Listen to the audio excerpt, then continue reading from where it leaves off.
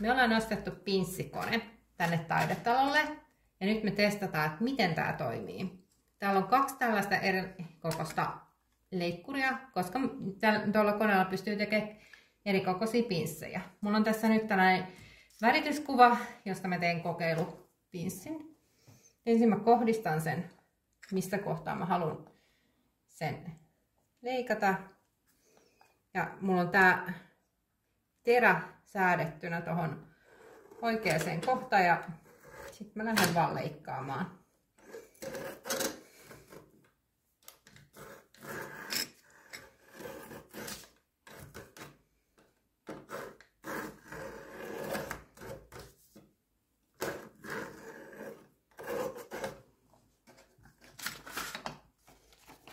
Nyt tätä kannattaa vähän harjoitella ennen kuin siitä kaikkein parhaimmasta kuvasta.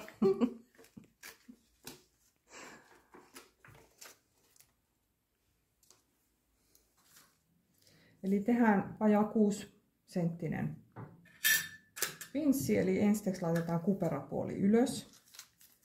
Sitten laitetaan paperi. Ja siihen laitetaan muovi.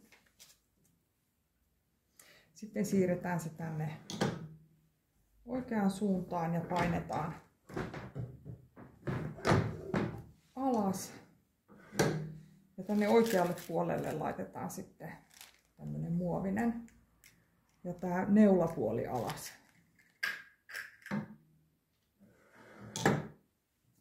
Ja nyt sitten painetaan alas niin kauan kunnes tuntuu se pohja.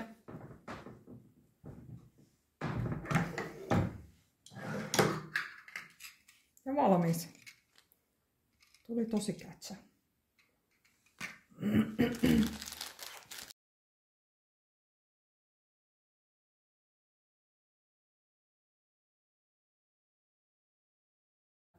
Joo, eli tässä on nyt vajaa 6 senttinen patchi ja nyt vaihdetaan se puolta pienempää. Eli ensin avataan ruuvit molemmista päistä.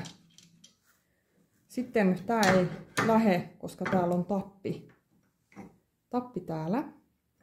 Niin sen takia pitää nostaa tätä mäntää ylös silleen, että nämä tapit tulee ulos ja sitten tää liukuu pois. Ja sitten otetaan vaan pelkällä voimalla tää irti.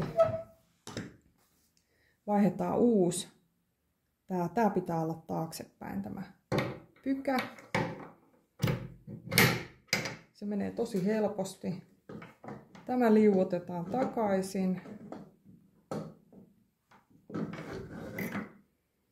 Ja nyt ottaa taas tämä pykä täällä vastaan, niin nostetaan mäntää ylös, niin se tulee läpi.